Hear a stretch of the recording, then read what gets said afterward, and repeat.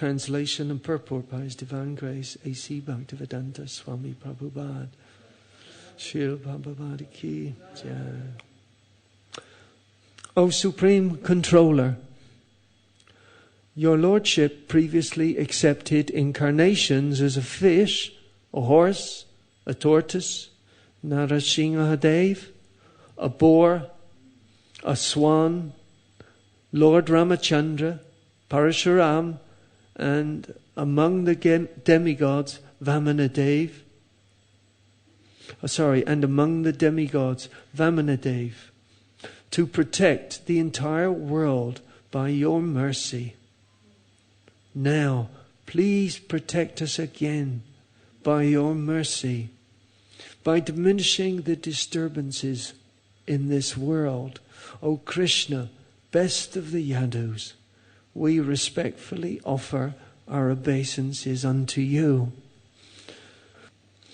Purport. In every incarnation, the Supreme Personality of Godhead has a particular mission to execute. And this was true in His appearance as the son of Devaki in the family of the Yadus. Thus all the demigods offered their prayers to the Lord, bowing down before Him, and requested that the Lord do the needful. So we cannot order the Supreme Personality of Godhead to do anything for us. We can simply offer Him our obeisances, as advised in the Bhagavad Gita. Man mana bhava mad bhakto mad yashimam namaskaru. And pray to Him for the annihilations of dangers. Om Madhyana Timmarantasya Janan Jana Salakheya Chakshon Milatam Yena Tasmai Shri Gurave Namaha.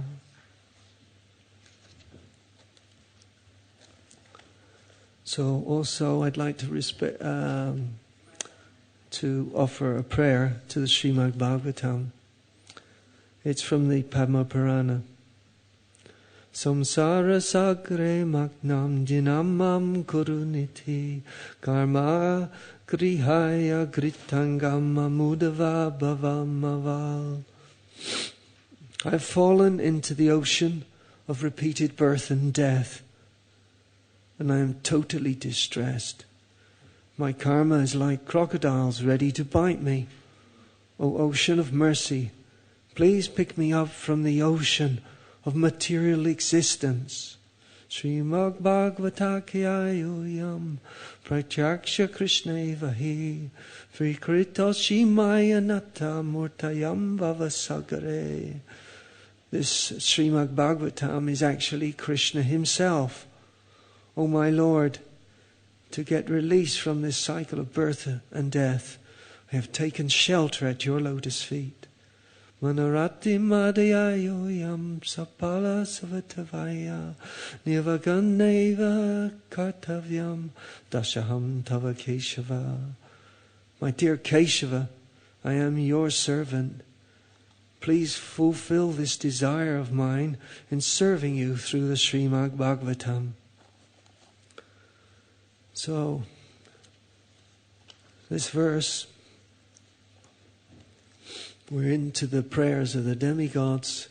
We start to find out who this incarnation is, how special he is. This Canto 10. So I'll offer a prayer to the spiritual masters and Acharya.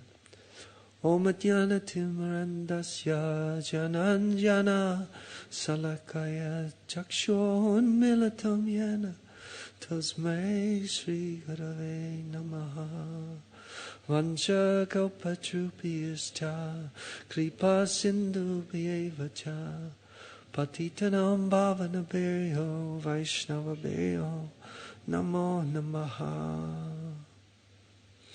So in text 39 it said, O Supreme Lord, you are not an ordinary living entity appearing in this material world as a result of fruitive activities. Therefore, your appearance of the birth in this world has no other cause than your pleasure potency. Similarly, the living entities who are part of you have no cause for miseries. They have no cause for miseries like birth, death, and old age, except with them the living entities are conducted by the external energy. And then, so we have then the following text, which is today's text, where Krishna, he comes, but we find out it's under his pleasure potency. He's somehow or other, he gets pleasure in looking after the devotees. There's a sort of attachment for his devotees. We could say they're like children, but really it's more intimate than you could say they're his children, because that means he's still in control. He's the supreme controller. Yet the affection for his devotees controls him. So he has to appear. He can't help himself. This is the wonder of Lord Krishna.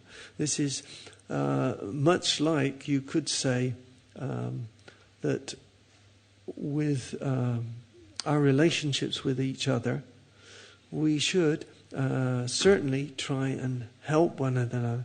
We're sort of bound in some way in this relationship of devotees together.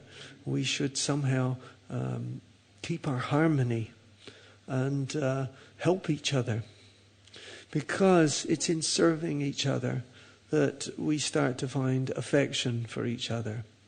You know, it's an amazing thing that that sometimes we don't get on, and that's a fact, but it's the service together that binds us, and that somehow or other we have to rise above these, you could say conditioned differences, because the modes of material nature are so strong.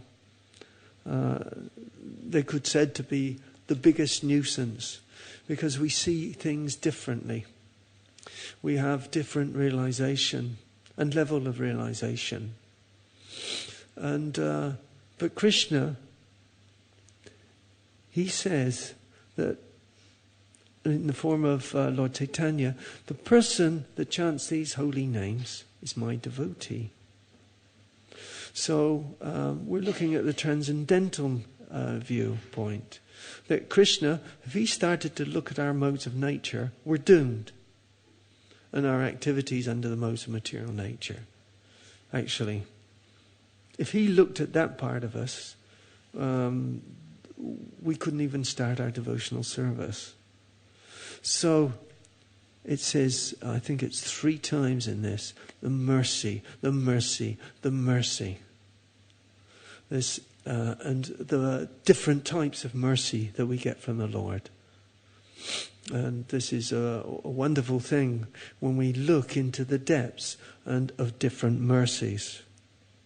And what I'd like to do is, if I can find this Bhagavatam, we were reading recently in Asanga, chapter 17. Of Canto 1. It's where King Parikshit welcomes, in some way, is in fact opposes Kali.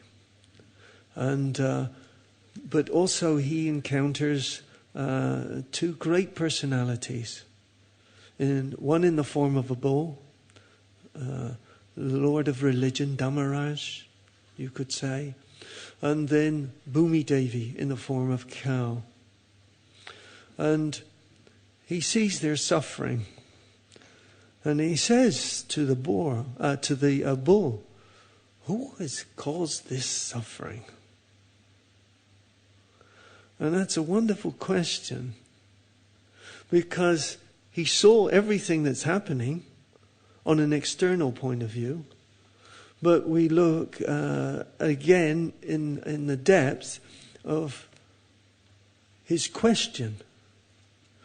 Who has caused this suffering? And so we can look at ourselves and say to who has caused our suffering? Because the question is really is the same question we should ask our. The Lord is asking us, who has caused our suffering? And basically, we sort of know part of the truth. Somebody tell me what part of the truth? What has caused our suffering? Sorry? Somebody say something? Yeah. We have. Yeah. In what way?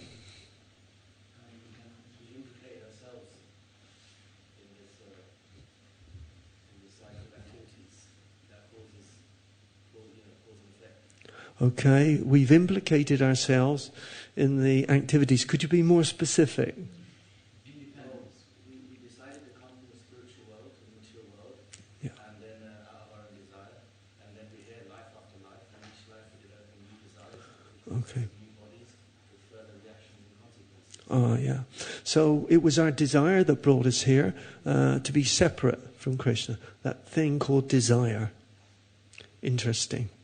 So this is the desire that takes us away from what is the bona fide desire? To serve, yeah. So the bona fide desire is to serve. But interesting, we still serve though, even though we came into this world. But who are we serving? Ourselves. So we're still in service, but we should understand, and I say this often, that it's a lonely place, actually. Very lonely place when we think we are at the center of service. So we suffer. Why? Because we can only look at ourselves. And it's not a pretty picture. I speak from my own point of view. Maybe it is from your point of view, but from my point of view, it's not a pretty picture. So I would go into deep depression if I think about myself. So the whole idea of what we have with Srimad Bhagavatam is it's a rescue mission. It's like to take us away from thinking about ourselves and thinking about Krishna. So it says, please protect us by your mercy from by diminishing the disturbances of this world. What are the disturbances in this world? Can we say? In principle.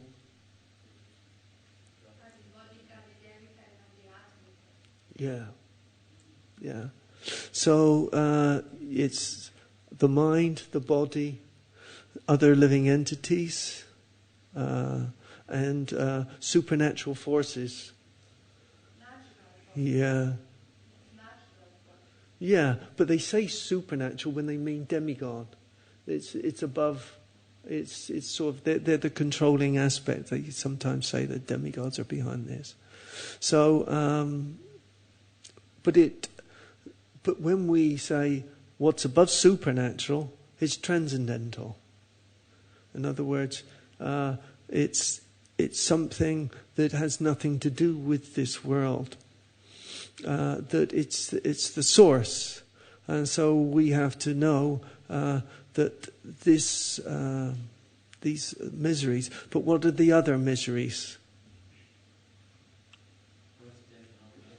Yeah, so it's sort of like a basic lesson to find out that somehow or other we chose to come here, birth, death, disease and old age and all these other sufferings by our choice. We're in a ludicrous situation. Isn't it? Isn't it? But in this world of illusion, the suffering of this world are those who don't believe that they're the cause of their sufferings, that in some way by their desire, that they don't understand that fact. But also, we find out that in that previous verse, somehow the Lord is behind this in some way. He has a pleasure potency. And those separated living entities that come into this world, we've forgotten that side, that we're his pleasure potency. That certainly it's a very nice explanation in chapter 3, text 37 purport, where Prabhupada describes our origin, that actually we are created for enjoyment, that we're the enjoyed. So it's sort of the opposite of this world. So how can we get back to that position? How can we realize where real enjoyment lies? Tell me. Tell me, yes. By associating with devotees who love God. Yeah. With love of God. By associating with those who love God. Ah, yes. By associating with those who love God, who have a loving relationship with Krishna. In other words, but they also serve. You say devotees, but there's a devotee is not a devotee until he serves. We call ourselves devotees, but if we don't want to serve, then how do we show our service or our love?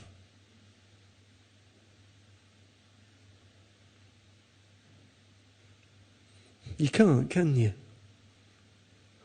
So without service, then we're definitely going to be depressed.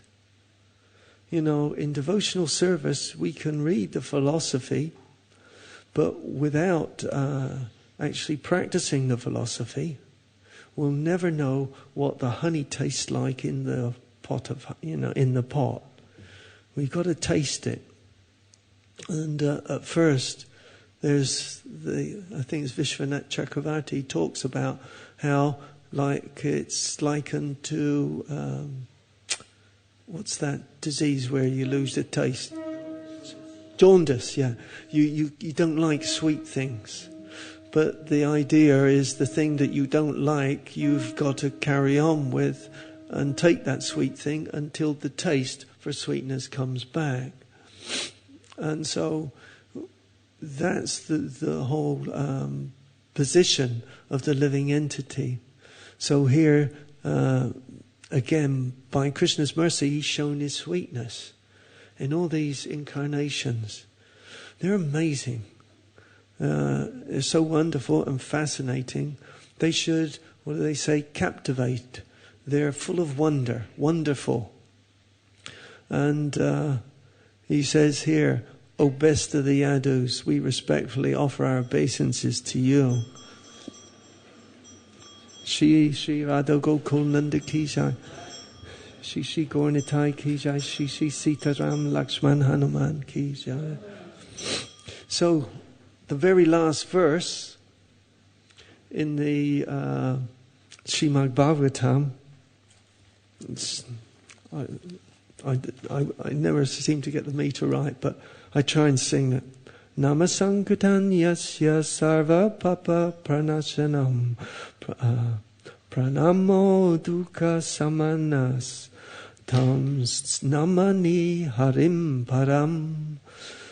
I offer my respectful obeisances unto the Supreme Lord Hari.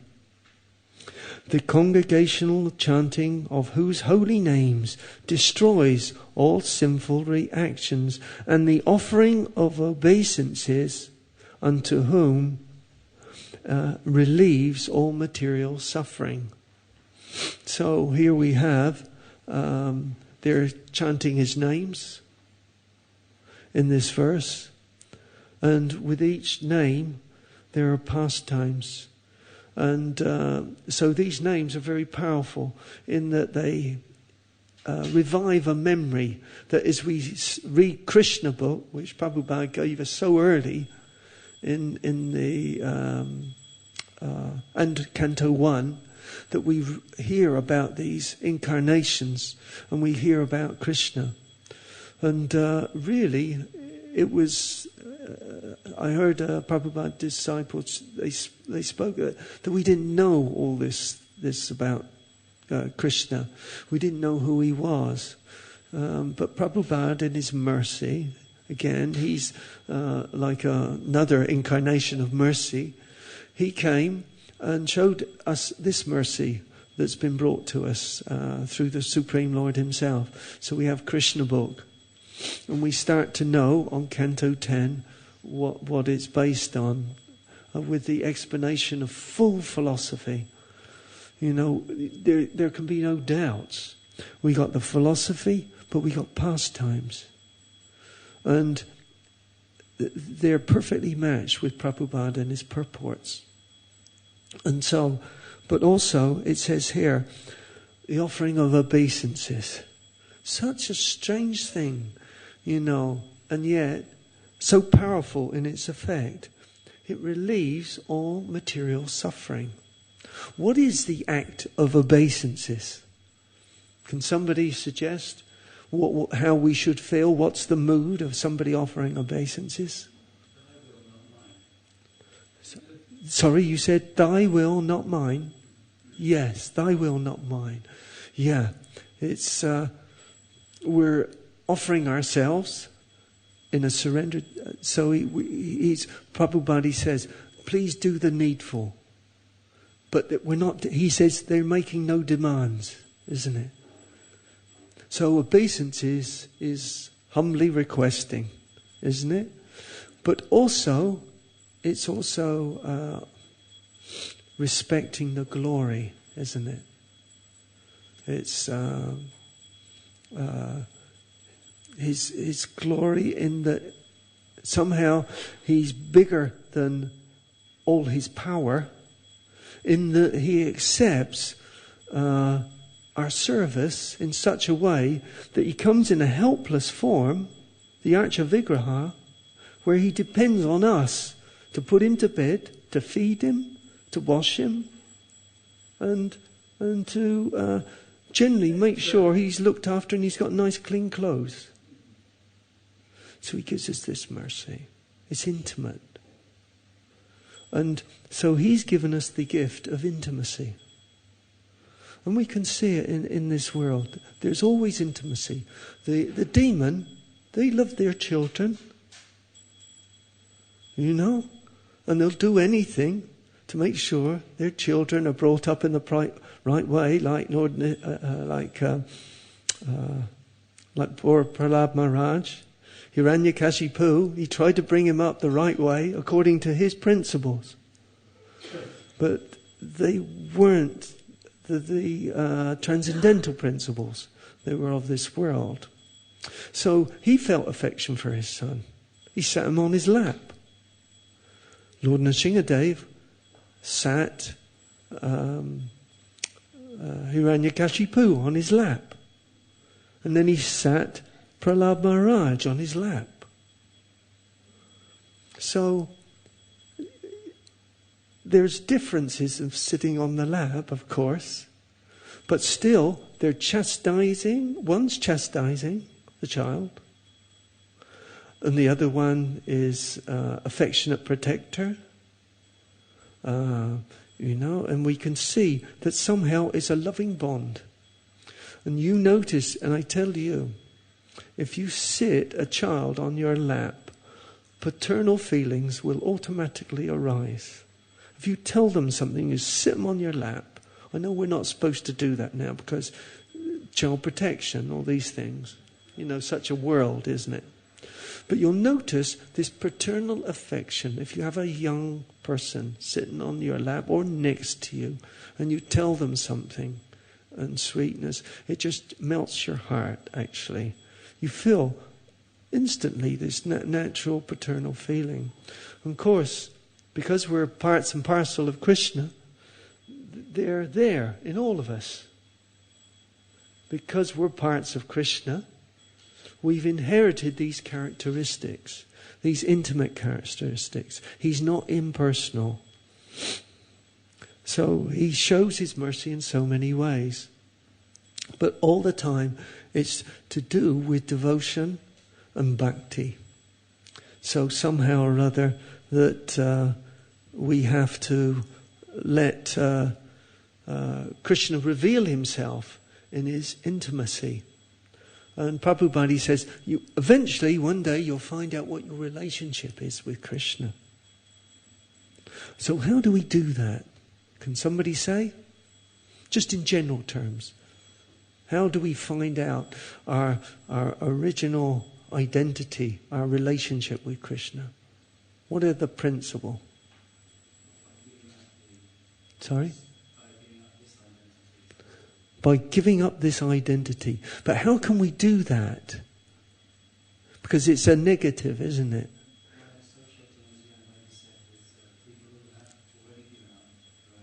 Yeah. So, and what do we form then? When we form that relationship, what comes with the pure devotees and that whom we serve? Yeah. Yeah, mercy and love. You start to know them, isn't it? And you want to serve them. And their pleasure is another connection to Krishna. Because that's what pleases him when we serve his pure devotees. And so, without devotees, how can we get to know Krishna? We can't. Because they're his potency, empowered. So we get to know Krishna through, and our relationship with our spiritual master, that we develop it in such a way that we get to know Krishna. Because it's the spiritual master that gives us service, that says, do this, do that. And that we know we're safe if we do it. But we're unsafe if we don't. That if we actually put our own interpretation on it, then we're not safe. So what should we do if we have an instruction? Act upon it. But if we're unsure? Sorry? If we're unsure? Ask. Yeah, ask. Inquire. It says, inquire from him submissively.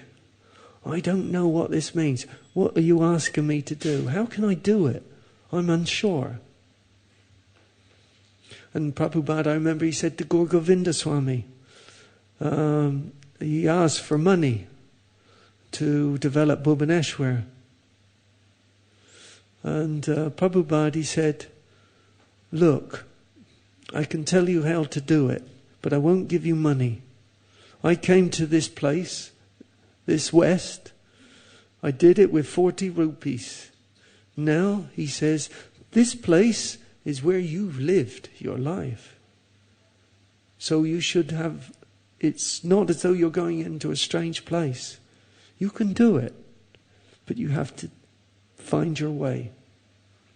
So, in a way, he gives us, the spiritual master sometimes gives us back our question, doesn't he?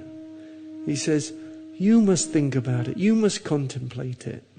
It's part of our contemplation. How we can...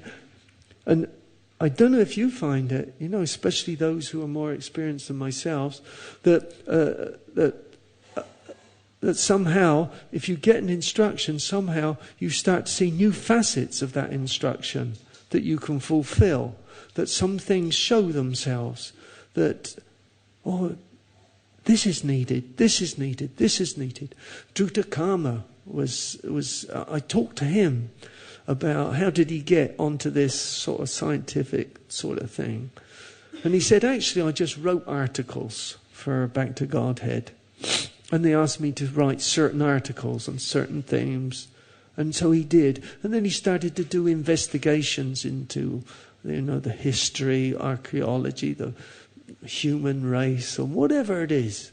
And the scientific process of what is in this world that we can address to the intellectuals and the scientists, philosophers, that in such a way that we can become qualified to actually defeat them. So his developed just in a certain way, and it blossomed. So it stemmed from just doing articles and the thing, and then his affinity, and then his service developed from that. So Prabhupada or your spiritual master, may give you an instruction, but it may seem like quite an innocent instruction and obscure at the time, but gradually, in the course of time, Krishna reveals, because he's time. And so what does he say? What's tied in with time? What quality should we have? Patience. And so gradually all these things that in our process of serving our spiritual master, hearing the pastimes of Krishna, reading about him, associating with devotees, that will start to develop a relationship, a loving relationship with devotees and the Supreme Lord. Because that's his reciprocation, his taste for his pastimes, taste for what we hear, taste for what we chant. It develops from that. But we have to stretch ourselves, because we have to do what we're told. And that's really difficult for the person that's come into this world. Now, there's one more purport I want to read, and it's from Srimad Bhagavatam, Canto 4. Oh, it's here. And it's when Dhruva Maharaj, the Lord revealed himself to Dhruva Maharaj. And Dhruva Maharaj, he spoke about how that when the Lord revealed himself, he realized his material desires were nothing, actually insignificant. So he says here, text 35. It's Srimad Bhagavatam, Canto 4, Chapter 9, text 35. Translation: because of my taste of complete foolishness and paucity of pious activities, although the Lord offered me his personal service, I wanted material name, fame and prosperity. My case is just like the poor man who, when he is satisfied a great emperor who wanted to give him anything he might ask, out of ignorance he asked for a few broken grains of husked rice. So he didn't realize who the emperor was, and he didn't know what he could ask for. So it says here, in this verse, the word Svar Rajyam, it says, which means complete independence, is very significant. A conditioned soul does not know what complete independence is. Complete independence means a situation in one's own constitutional position.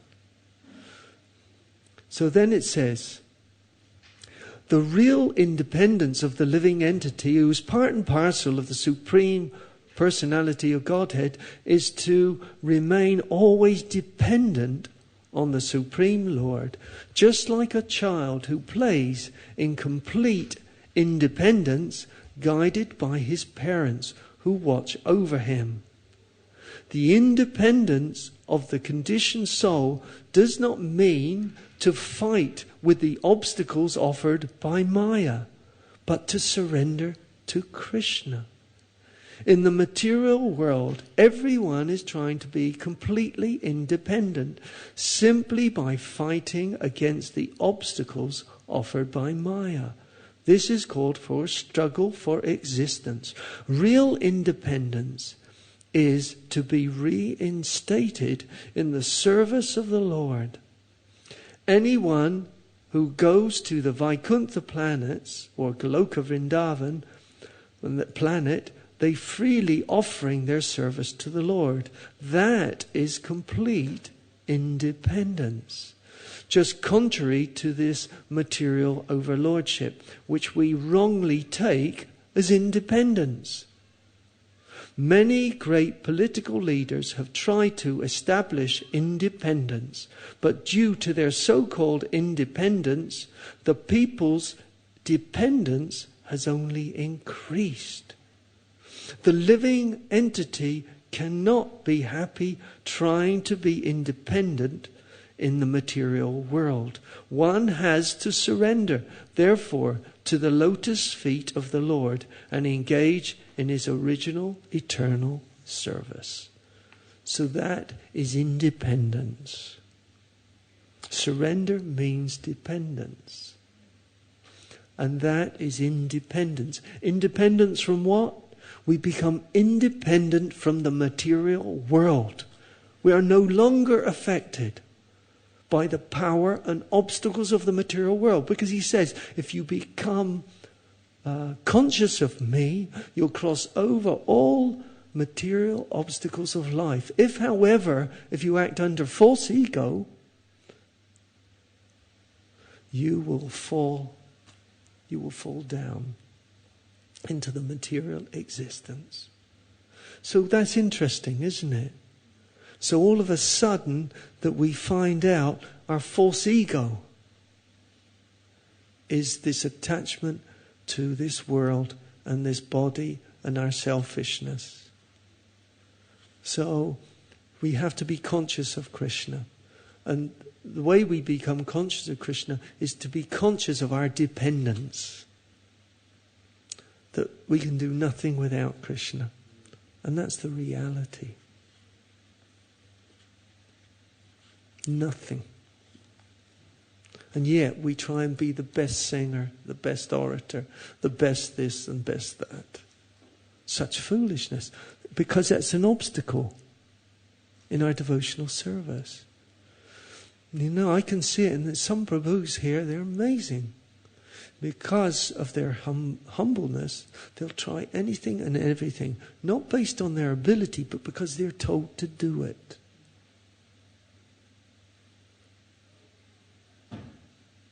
That their austerity is that they overcome their lack, what seemingly is their lack of ability. But Krishna sees that actually it's the service attitude, our consciousness that this is for Krishna, that is our saving grace. That is for his pleasure, not my pleasure. So I can disappear and do off what I ever want. Get my service over with. It's not like that. The service you should become, Prabhupada explains, or a surrendered soul sees that everything is part of Krishna's plan. No matter what I'm doing now, I'm meant to be doing. Let me do it with my full attention, no matter what it is. Let all other considerations be forgotten. And my only motive is Krishna's alone pleasure. So that's the reality, because you're living in the now. Not what you want to do.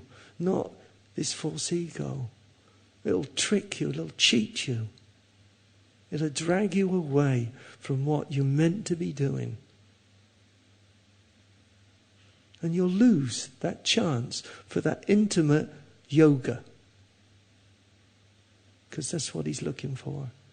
This nice loving relationship from us. So, Srimad Bhagavatam ki jai, Srila Bhagavad ki jai. Any comments, questions?